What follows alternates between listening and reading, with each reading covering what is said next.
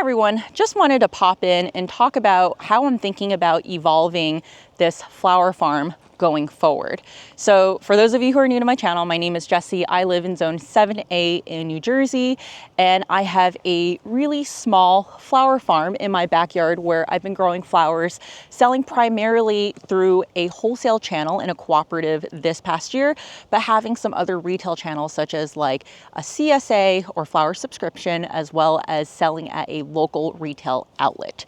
Now, what happened this year was, for those of you who don't know, my daughter was diagnosed with cancer in the summer. And so that obviously significantly changed things, not only for the season, but also for my plans going forward. So that's what I want to talk a little bit about today. So the first thing is I posted this in a Facebook or in a YouTube community post, but I have made a decision to significantly scale back on my winter forcing tulip program.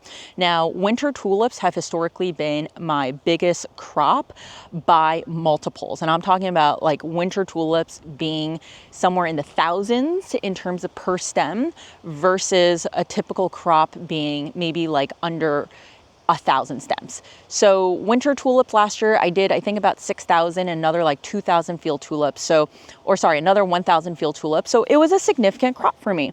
And the problem with winter tulips is that it is very time consuming. I hydroponically force tulips, and I learned that through the tulip workshop. And it is something that once you start, you just have to be there. And it's just one of those things where not only do I not have the time to do that, because sometimes we have random hospitalizations, sometimes, we have to go for like surgery or whatever, like I'm just not going to be at home. It's just also such a big mental load, and I just don't want to deal with all of that. So all that to say, this year, I'm going to be focusing only on Valentine's Day forcing and doing a very small amount. We're not talking about like 2,000, 3,000. We're talking about 1,000 at most. So that's the first thing. The second big thing is that next year I have made the decision to not reapply to grow to sell at this cooperative that I've been selling at.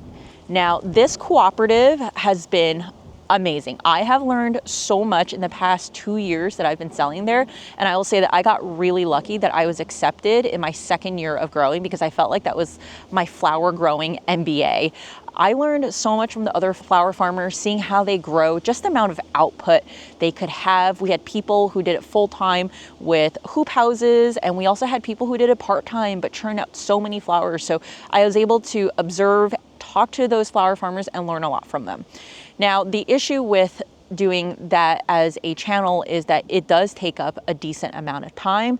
I typically would spend, I would say, up to 3 days preparing for that. And it is an hour away, so I have to drive back and forth early in the morning. And with my daughter's treatment that will be ongoing and ending maybe as early as the spring, I just don't want to divert attention away from her treatment and making sure I have my extra time devoted to her nutrition and helping her recover. So I say this because I had spent about 1.5 years trying to grow the wholesale side and getting to like 80% of sales from wholesale, only to now back away and say, hey, I'm not going to do wholesale, and I'm just going to focus on a really, really small sliver of retail.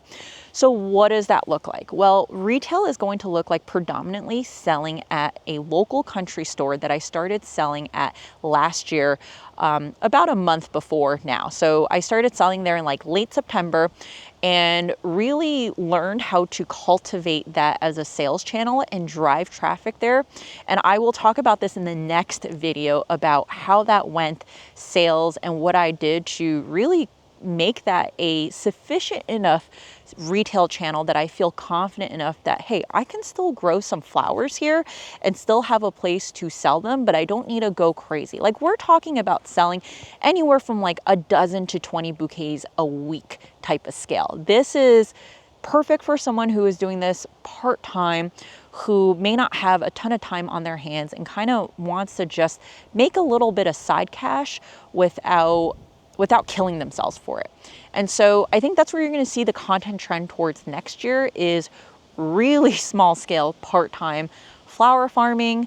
You know, we're not talking about making like tens of thousands of dollars flower farming, maybe low 5 figures, but doing it in a way that is conducive to having a life, to having a full-time job, perhaps taking care of children, especially if you're a stay-at-home mom, and doing it in a way where you're not constantly flipping beds. So really, if you look around over here, I mean, everything is pretty much dead at this point. This is a 40 by 90 square foot area. We are going to focus a lot on vegetables, especially organically growing vegetables that are hard to find at the grocery store, as a means to supplement for my daughter's nutrition. And the majority of flowers that we are going to grow here are either going to be perennial, or they are going to act as perennials because they are going to self-seed. So for example, I still have all of this ageratum that I didn't pull out over here. And I fully expect it to self-seed like crazy. I'm going to thin like crazy, but I want to show this as an example, as a principle of what I'm going to be incorporating next year. Is I have some mums, and unfortunately these mums got eaten by some deer. So you can see this over here is actually one that is just blooming. These bloomed a little bit short, but I think that these mums will actually perennialize for me. I've left these ageratum here to help protect against the winter elements and hopefully give it a little bit of like a wind barrier and insulation. And then next year, I'm hoping to be able to still use this whole bed as ageratum during the warm season, and then get some mums later. And of course, when I have mums later in the season, I will have to cover them. But you can see we're already in mid-November. It has been a bit of a mild November, but these are still doing fine, and I've done nothing to cover them. Say hi, Chance. He wants to fetch. Let me just throw the ball for him. So I'm going to be incorporating principles like that. I already have some perennials in the ground, like the yarrow over there. I've left some things like the stock over here to go to seed, and I'm hoping that it will also self-seed. So this is quartet stock that I've talked a lot about over the last couple of months. We've already got some plugs in the ground, like bells of Ireland over here. And these were plugs that I bought before I realized what was going to happen with my daughter's future. And so I put all the plugs that I bought basically in the ground, gave some away. So we only have 3 trays of seedlings that I put in as plugs. Everything else is going to be low maintenance. So another example over here is I covered this bed with leaves, but this was snapdragons before, and I cut them really close to the ground. You can see over here, there's some that are popping out from the leaves. I didn't dig up my dahlias, letting them hopefully overwinter successfully. Know they're gonna be a little bit more pest prone, but that's okay, because the whole point is to be low maintenance, and I cover them with leaves. So that's just to give you a little bit of a taste in terms of what I plan on doing next year. Of course, I will be starting some flowers from seed, but gone are the days where I'm going to be buying stuff in trays and doing flowers really on a smaller scale, looking to intercrop them with vegetables and still provide a variety of flowers in my bouquets. Because that was my biggest learning this year, which was I really liked growing a variety of flowers. I really liked working with a variety to put them into bouquets. And I think that they made for really interesting bouquets that changed on a weekly basis. And I know that the customers at the retail store love them. So I think that's just where I'm going to hone in on next year. All right, so let's talk about what I am doing today. I am planning for the spring. So even though I'm doing everything on a smaller scale, I still want to have consistent blooms and at a sufficient volume week over week. And I think that no matter what scale you're at, this is always a struggle to have those consistent blooms. It's really easy to get a bumper crop of a few flowers, make your bouquets, but then you'll have a gap, right? So I think as I go into year 4, it's a lot easier for me to figure this stuff out, especially with having perennials. So let me show you what I'm talking about. I am planting tulips today. Now, tulips will be one of the first crops to flower for me here in New Jersey. When I plant pre-chill tulips, they have flowered for me as early as late March, but this year I am not planting any pre-chill tulips, primarily because Easter is going to be later. Last year, Easter was late March, and this year Easter is going to be, I think, April 15th, sometime in mid-April. And what that means is I don't need those flowers so early. I want them a little bit later. So I'm going to plant non-treated tulips. And for those of you who are unaware, you can get tulips that are treated, especially if you live in a warmer climate where your soil may not get cold enough for the tulips to be able to go into their dormancy period because they need chill time in order to grow long, healthy stems. So if you live in a southern climate, you definitely want to buy pre-chill bulbs. But for those of us who have a typical normal winter, you can certainly just plant non-chilled tulip bulbs. So an area like this is a bed that's, I think, 17, actually, let me just put the dimensions on the screen because I've forgotten. But this little bed over here can actually fit about a little over 2 crates worth of tulips, which is a little over 1,000 tulips. So tulips can actually be a really efficient use of space because they can be crammed in so closely together. And let me show you. What I do now is I literally just dump the tulips in here. I don't face them up. This is how they do it in Holland. They will figure out their way to go up. And what I do is I just make sure that they are in a single layer and that the tulips are not over layering on each other. But that's it. Afterwards, I'm going to put some soil on top, a thin layer of soil, and then I put leaves on top. So if you missed my video earlier this spring where I talked about my extreme no-dig tulips, where I put leaves on top and had a really easy time harvesting them, you don't want to miss that video because that saved a lot of time. So I found that field-grown tulips, if you dump the tulip bulbs in here, put a thin layer of soil with the leaves, that makes harvesting a lot more efficient and quick. You don't even have to rinse off the leaves or the stems because they won't have all of that soil sticking to it. Tulips can actually end up being one of your most, I wouldn't say most profitable crops, but can definitely end up being a very profitable crop. For the purpose that they are usually one and done in the cut flower world. And the bulb is not necessarily cheap, but if you charge the right amount of price for each stem and you minimize your labor costs by doing what I just said, tulips can be a profitable crop for you. So I plan on having about 1,000-ish worth of tulips, which if you just say 10 tulips per bouquet, that's 100 bouquets.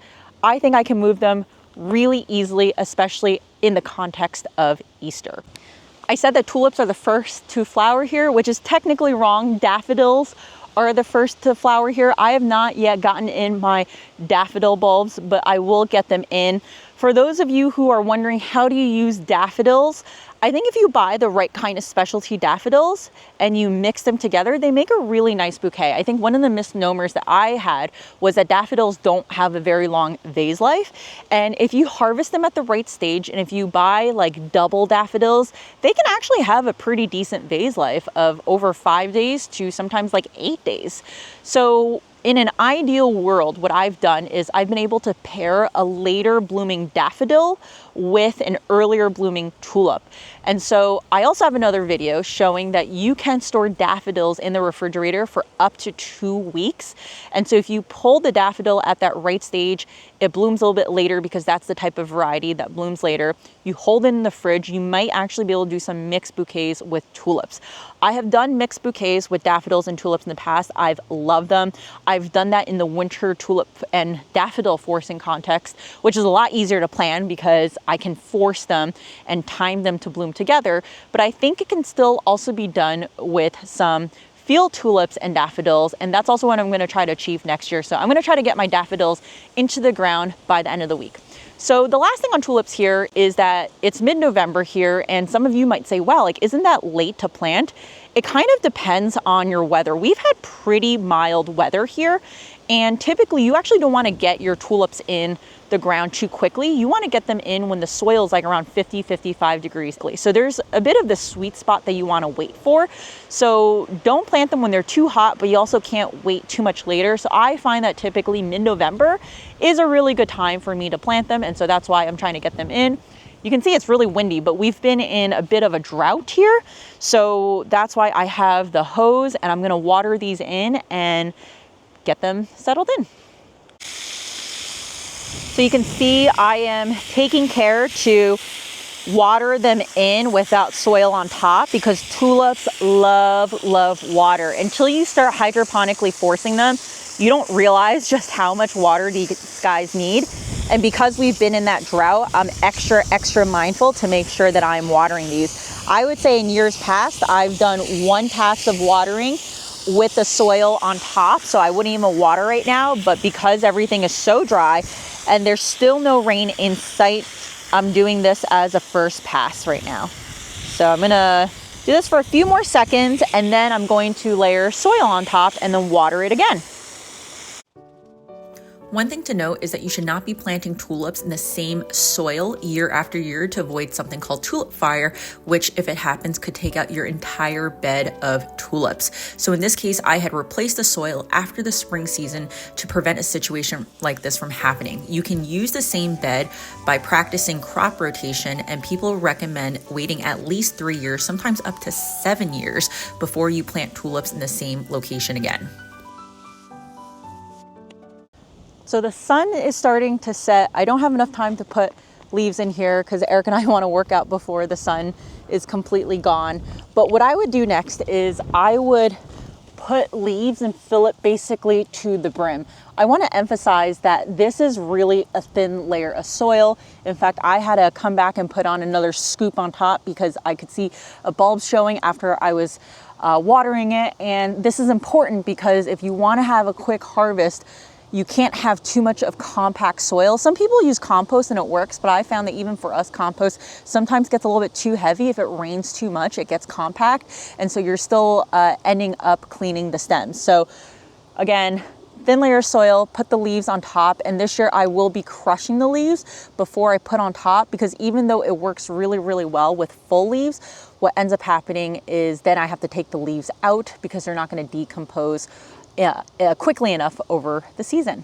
I wanted to get out of the wind because it was becoming unruly. So a couple of final things is, one, I didn't mention, but underneath that layer of tulips, I actually still have my perennialized lilies in there. So last year I did this lasagna planting experiment, planted lilies in the fall, had them flower, cut them back, and then put tulips on top. And I would say that there was a bit of success in the sense that I got all the lilies to come back, but some of them flowered and some of them didn't.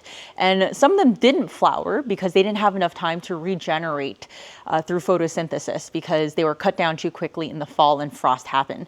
So I would expect all of them to actually come back next year, since they had a full season to basically photosynthesize and regenerate their bulb. So I hope to be able to pull the tulips sometime in April and then get tulips by late May, early June.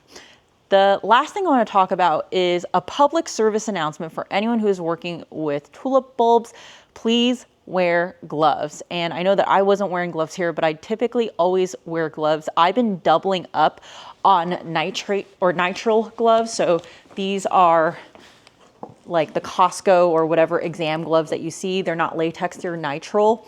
And I double up on it because one of the things that I've seen from participants in a tulip workshop is that people who are repeatedly handling tulip bulbs are getting a type of dermatitis, and it's really, really painful. And I think it really speaks to the fact that obviously these bulbs are sprayed with something before they are exported. And when you're touching it, it is obviously going through your skin. And if you touch and get enough exposure over time, it's not good for you. And to be honest, I will say that there was a bit of a relief when I decided that I was scaling back my winter tulip program, because I am now extra careful about things like that, given my daughter's cancer diagnosis and knowing that that came from a germline mutation that makes her more susceptible to toxins and things that might damage her DNA. So before I show a quick update on E's progress, I want to make note that the next few videos are actually going to be very business oriented. The next one specifically is going to be about this retail channel that I've been talking about earlier in the video, this country store outlet. Basically how I cultivated it this year to make me feel confident enough that that can be pretty much my sole retail channel next year as I take a step back. We're also going to be talking about learnings from 2024 and some other business related things. So there's a lot of good stuff headed your way as we head into the winter season and bunker down. But for now, here is an update on E.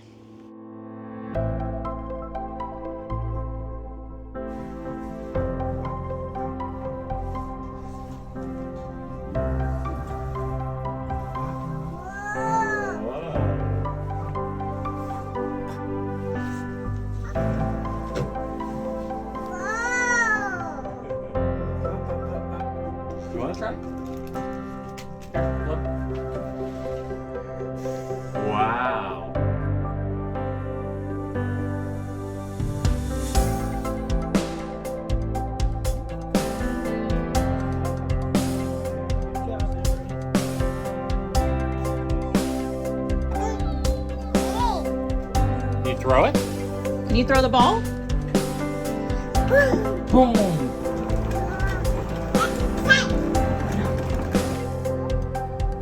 Yeah, that's stop. It's done. Flowers. Can you say flowers?